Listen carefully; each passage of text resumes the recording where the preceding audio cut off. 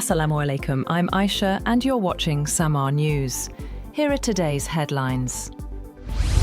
The United States has imposed new sanctions targeting Iran's ballistic missile and drone programs. The Treasury Department said 32 individuals and entities across several countries, including the UAE, China, Turkey and Germany, were blacklisted for helping Iran's procurement networks. Washington says these groups threaten US and allied forces in the Middle East and commercial shipping in the Red Sea.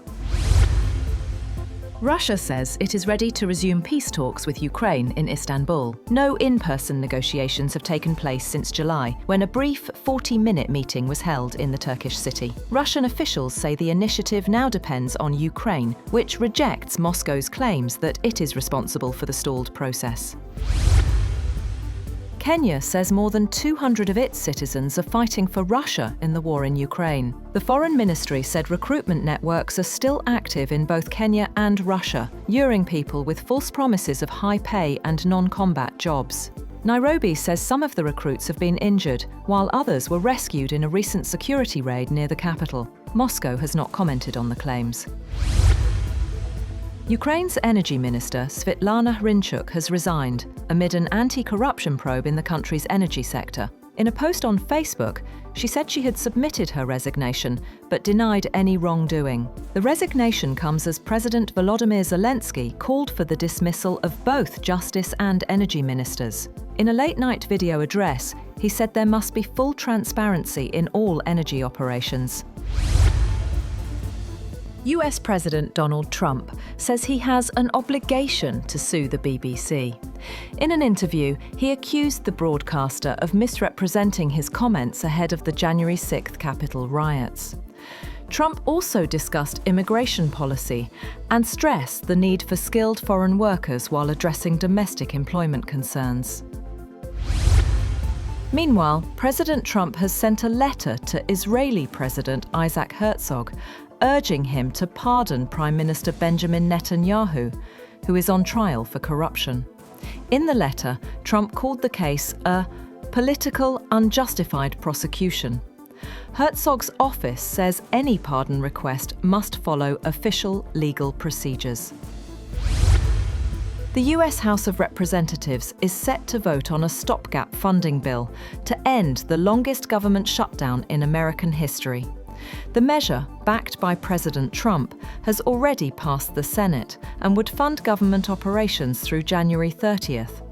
The vote follows weeks of partisan gridlock, with Democrats opposing the deal over stalled health insurance subsidies. The US Supreme Court has extended a pause on a judge's order that required President Donald Trump's administration to fully fund food aid for 42 million low-income Americans this month, amid the federal government shutdown, even as lawmakers took steps toward ending the stalemate. The court's action allows the administration for now to continue withholding about $4 billion from the Supplemental Nutrition Assistance Program, known as SNAP, or food stamps.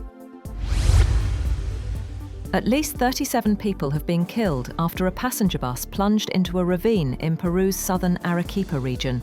Officials say the bus collided with a van before veering off the Panamericana Sur highway in Ocona district. Most victims died at the scene, while others were rushed to nearby hospitals. Local authorities say more than 24 people are being treated for injuries, several of whom are in critical condition.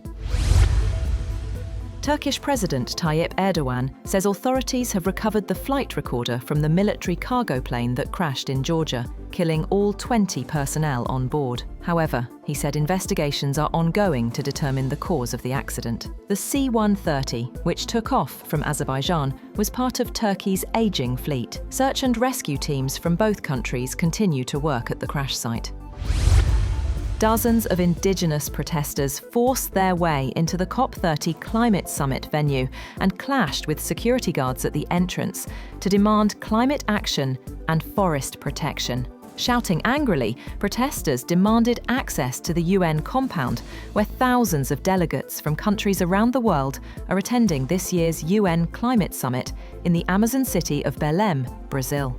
Some waved flags with slogans calling for land rights or carried signs saying, "Our land is not for sale."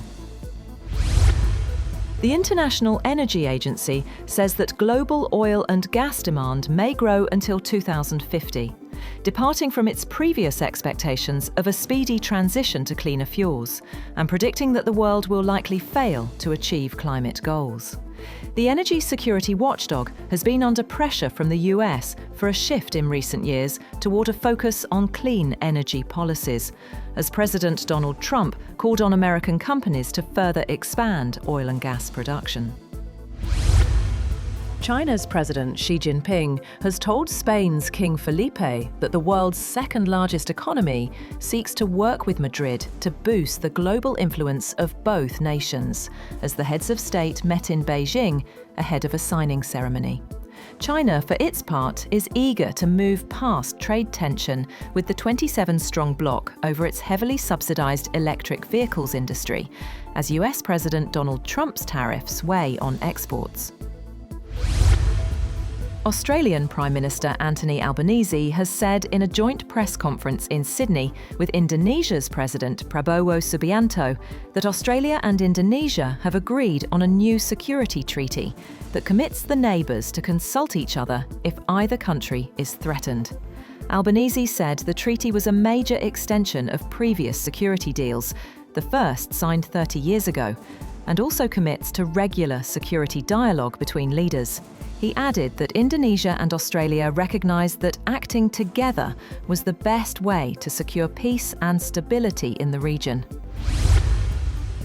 And France captain Kylian Mbappé says the team will honour the victims of the 2015 Paris attacks during Thursday's World Cup qualifier against Ukraine, marking the 10th anniversary of the tragedy. Coach Didier Deschamps emphasised a duty of remembrance and support. Only fullback Lucas Digne from the original 2015 squad will be on the field, as France aims to secure qualification for next year's World Cup.